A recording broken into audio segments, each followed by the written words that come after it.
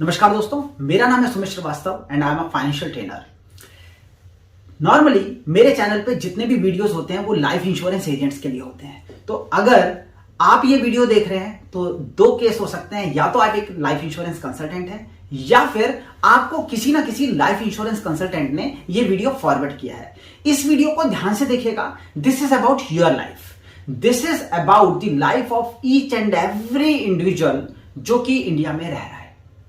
क्योंकि इंडिया में हमारे एजुकेशन सिस्टम इस तरीके का है जिसमें हमें फाइनेंशियल लिटरेसी क्रिएट नहीं की जाती, फाइनेंशियल एजुकेशन नहीं दी जाती।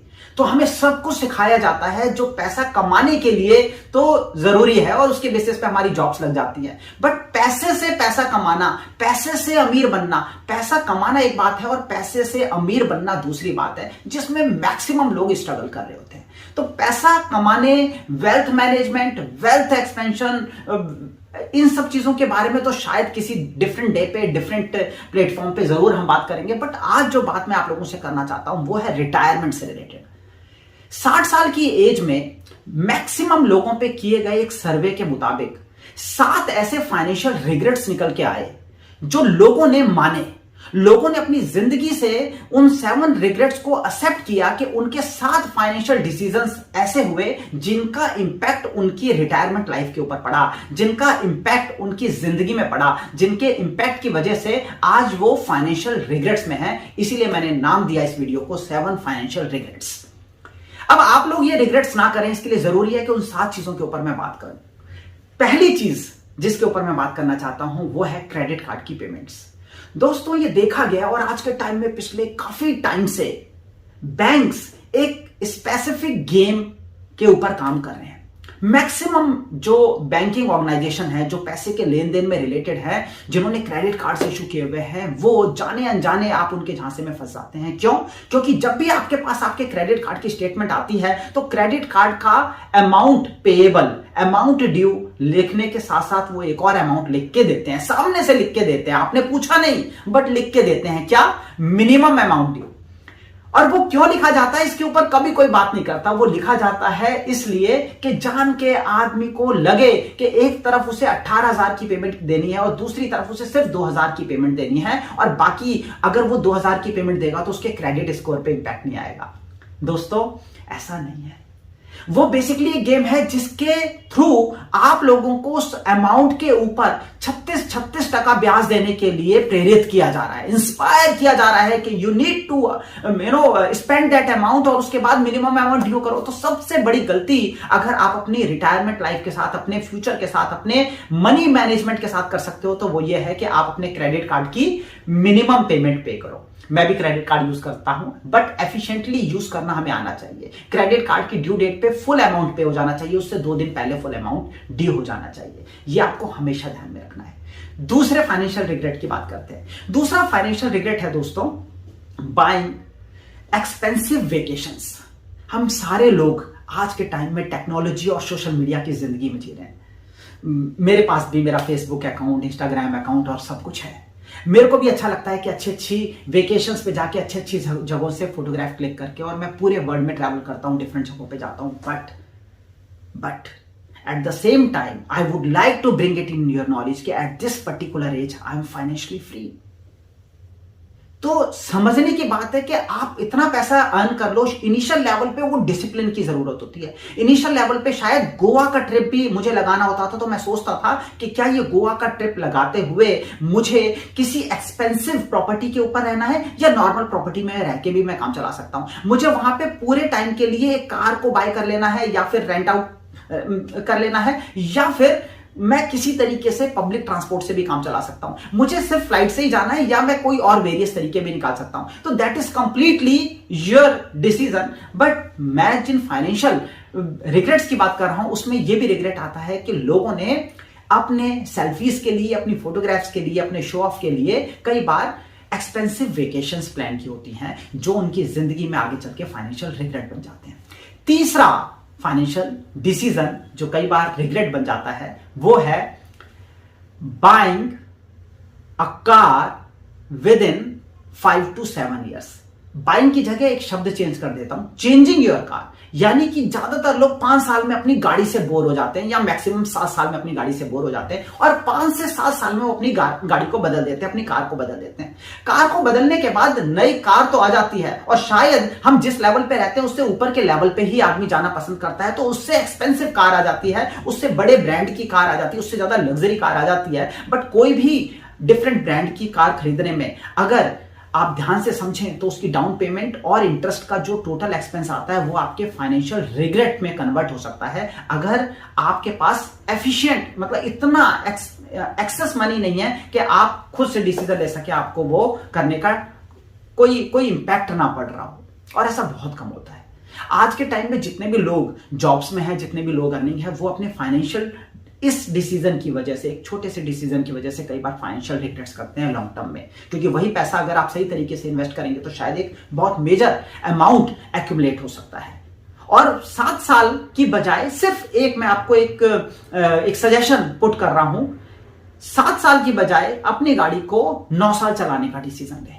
तो अपनी गाड़ी को अगर आप 9 साल में चेंज करते हैं तो अपनी जिंदगी में 35-40 साल जब आप गाड़ियां बदलते हैं, कार्स बदलते हैं, डिफरेंट कार्स रखते हैं, तो आपके 6 कार आने की बजाय सिर्फ 4 कार आएंगी नई। तो आपका 2 बार पैसा बचेगा और वो पैसा आप अपनी जिंदगी में अपनी सेविंग्स में ऐड कर सकते हैं और अपनी सेविंग्स इंक्रीज कर सकते हैं, अमाउंट एक्यूमुलेट कर सकते हैं अपनी रिटायरमेंट के लिए। चौथे फाइनेंशियल डिसीजन की तरफ चलते हैं जो कई बार रिग्रेट बन जाता है, वो है एक्सपेंसिव एजुकेशन।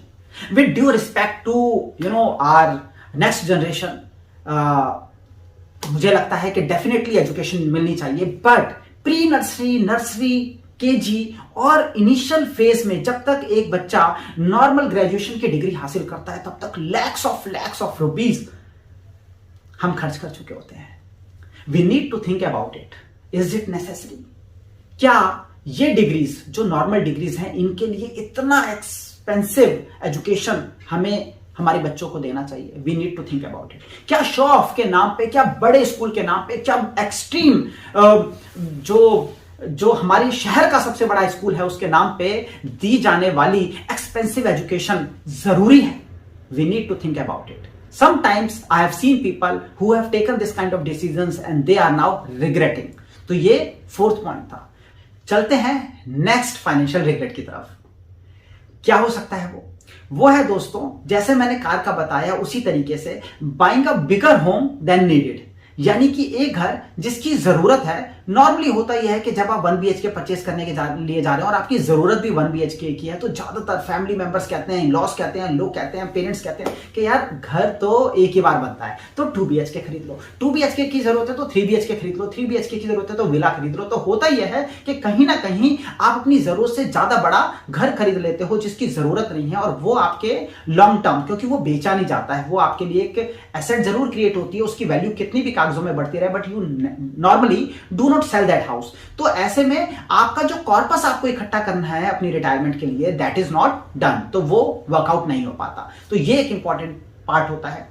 एक और इंपॉर्टेंट फाइनेंशियल रिग्रेट मैं आप लोगों के साथ डिस्कस करना चाहूंगा, वो है बर्थडे पार्टी से रिलेटेड। आज के टाइम में एक ट्रेंड बन गया है कि बर्थडे पार्टीज जो है वो तो बढ़िया तरीके से एक बैंक्वेट में सेलिब्रेट होनी चाहिए, और समटाइम्स तो हम कई बार तो ऐसा होता है कि हम 1 साल के बच्चे की बर्थडे पार्टी को सेलिब्रेट कर रहे होते हैं, उस बच्चे को पता भी नहीं होता कि उसकी बर्थडे पार्टी एंजॉय की जा रही है, और पूरी दुनिया वहां पे आई होती है और अच्छा खासा खर्चा उस बर्थडे पार्टी में हो जाता है। We need to think about it again. हाँ, 5 साल का बच्चा होने पे आप उस बच्चे के लिए एक पार्टी थ्रो करते हैं, एक गेट टुगेदर करते हैं, तो डेफिनेटली उसे एंजॉय किया जा सकता है, 10 साल में एंजॉय किया जा सकता है, बट एवरी ईयर और specifically in the very first year शायद हमें समझने की जरूरत है, सोचने की जरूरत है कि क्या हम कुछ ऐसे फाइनेंशियल डिसीजंस तो नहीं ले रहे जो हमारे फाइनेंशियल रिग्रेट्स में कन्वर्ट हो सकता है।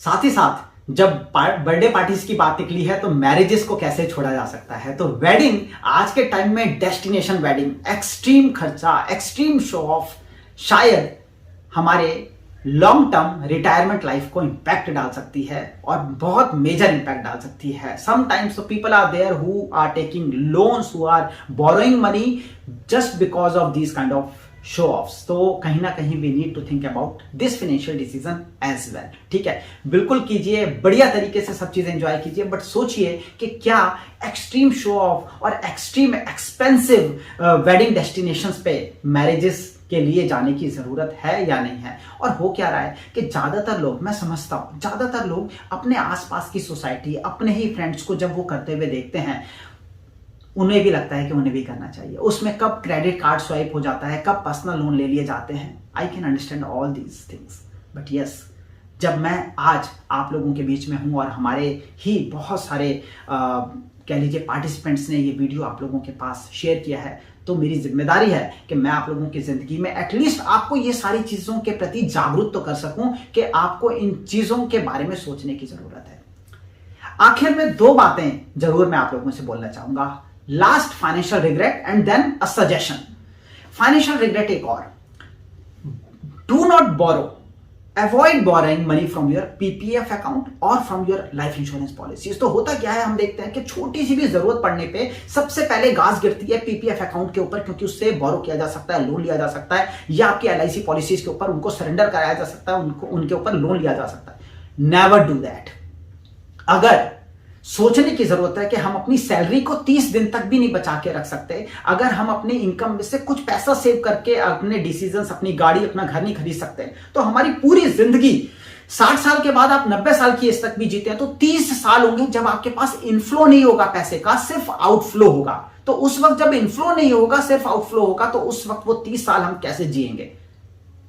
बात शायद थोड़ी सी ब्लंट साउंड कर सकती है, बट बहुत गहरी है और सोचने जैसी है। सोचिएगा इस बारे में, और आइए इसी सोचने की श्रेणी में मैं आपको इन सारी परेशानियों से निकाल भी देता हूं एक सजेशन के साथ। नेवर, और ये आपकी जिंदगी का सबसे बड़ा फाइनेंशियल रिग्रेट हो सकता है, छोटा नहीं, सबसे बड़ा फाइनेंशियल रिग्रेट हो सकता है कि आप कंपाउंडिंग की बस को मिस करते हैं। Compounding is the 8th wonder of the world. Einstein ने कहा था compounding is the 8th wonder of the world. जो इसे जानता है वो इसे कमाता है, जो इसे नहीं जानता वो गवाता है। कंपाउंडिंग, जितनी जल्दी अपनी सेविंग आप स्टार्ट करेंगे, मैं बिल्कुल नहीं कहता कि सेविंग आपको कहां करनी है, that is completely your call, कहीं पे भी सेव कीजिए, बट जो आपकी सेविंग है वो जितनी जल्दी स्टार्ट होगी उतना आपको कंपाउंडिंग, चक्रवृद्धि का बेनिफिट मिलेगा।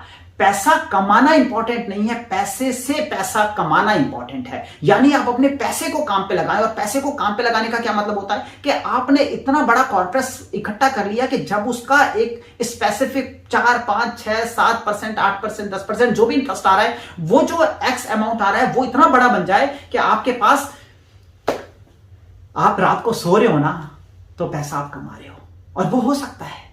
और उसी तरीके से रिटायरमेंट प्लान की जा सकती है। आपको इन्फ्लेशन के बारे में जानने की जरूरत है, क्योंकि आज आपका अगर 1 लाख रुपए का महीने का खर्चा है, तो आज से 20 साल 25 साल बाद जब आपकी रिटायरमेंट लाइफ आएगी तो वो खर्चा 1 लाख का रुपए का नहीं होगा, वो कितना बन गया होगा। इसे इन्फ्लेशन की हेल्प से आप समझ सकते हैं।